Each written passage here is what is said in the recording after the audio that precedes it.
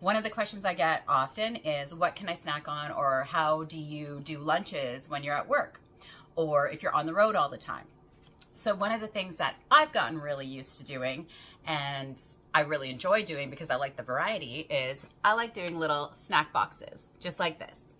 So I pack up some veggies, I get my fiber, I got a little bit of blueberries in there for my dessert, and then I've got my protein, so I've got a little pepperoni stick and some cheese, and then I've got the dip, because everybody likes a little dip with their veggies.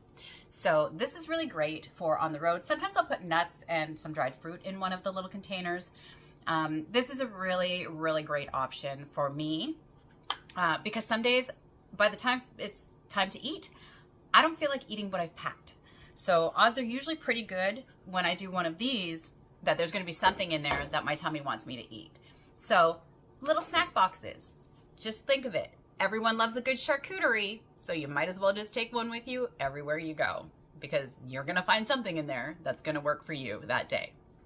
Thanks, guys. Have a good day.